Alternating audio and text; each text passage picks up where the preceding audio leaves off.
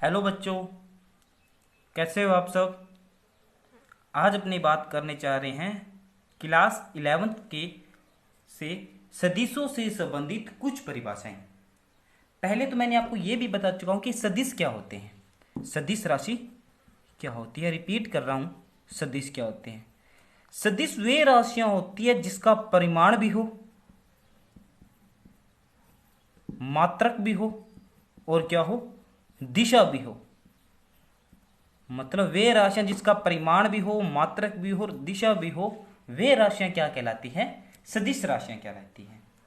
तो सदिश राशियों के अंदर पहली परिभाषा आती है तुल्य या समान सदिश। क्या होती है, वे सदिश राशियां जिनका परिमाण व दिशा क्या होती है, समान होती है। तो वे राशियां क्या कहलाती है, समान सदिश या तुल्य सदिश कहलाती है। फॉर एग्जाम्पल, मेरे पास एक कोई सदिश है जिसकी लंबाई मान ली 5 सेंटीमीटर है, जिसकी दिशा इस दिशा में है। कोई दूसरा सदिश लिया जिसकी दिशा भी इस साइड में है और उसकी लंबाई भी कितनी है, 5 सेंटीमीटर है। तो ये दोनों सदिश क्या होंगे, समान सदिश होंगे, जिनकी दिशा भी समान है और परिमाण भी समान है।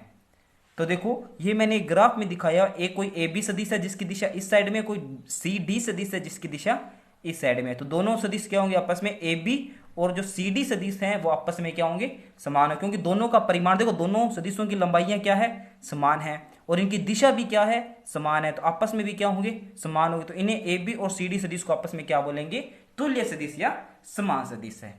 बात समझ आई। उसके बाद आता है असमान सदिश।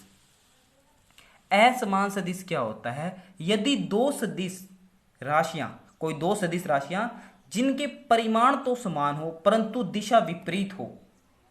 मतलब फॉर एग्जाम्पल, ये देखो, जो ए बी आपको सदिश दिखाई, देखो दोनों की सदिशों की जो लंबाइयां हैं वो क्या है, समान है। परंतु ए पहला जो सदिश है उसकी दिशा इस तरफ है, दूसरा इस तरफ, मतलब दोनों की दिशा क्या, एक दूसरे के विपरीत है। तो ये क्या कहलाएंगे, असमान सदिश कहलाएंगे।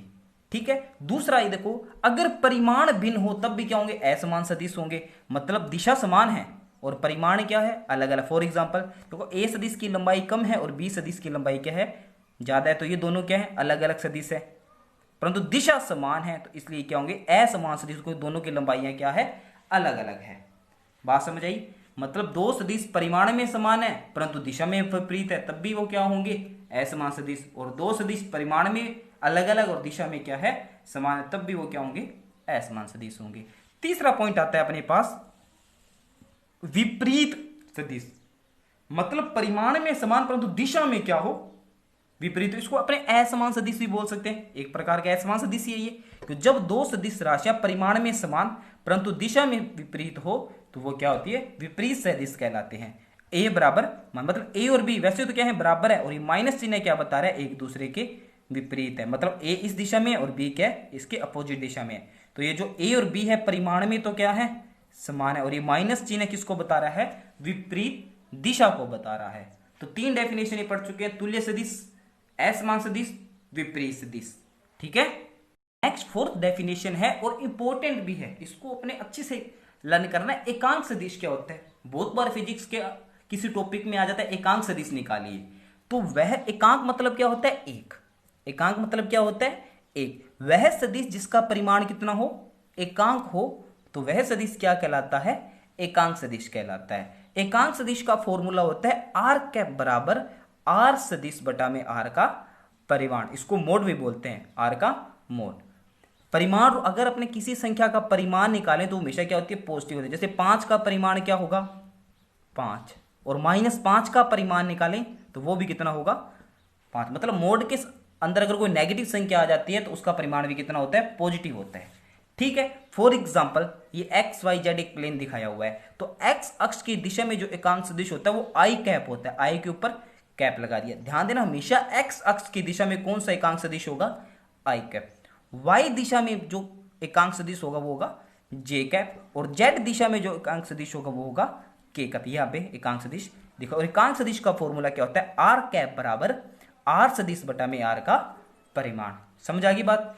एक्स अक्ष की दिशा में आई कैप, वाई अक्ष की दिशा में एकांक सदिश जे कैप, और जेड अक्ष की दिशा में के कैप। ये होता है एकांक सदिश। ठीक है। नेक्स्ट आता है संरेखीय सदिश। देखो नाम से ही पता चल रहा है संरेखीय, जो क्या होंगे, एक रेखा के रूप में होंगे।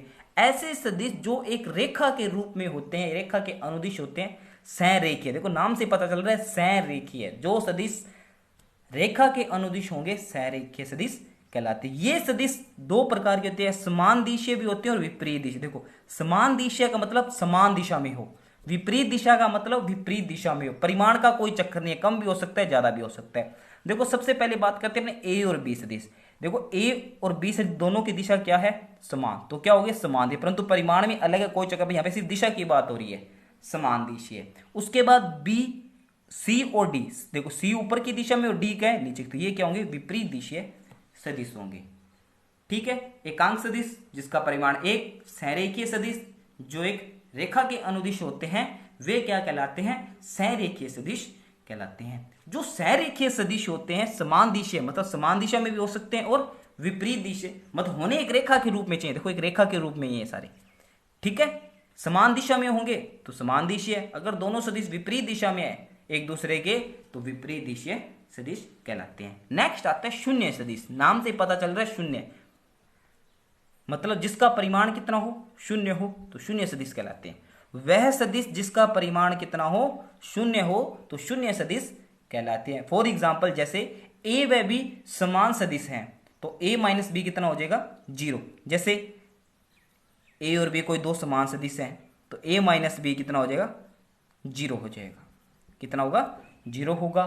परिमाण शून्य होने से, अगर इनका परिमाण शून्य होने से शून्य सदिश की दिशा अर्थहीन होती है।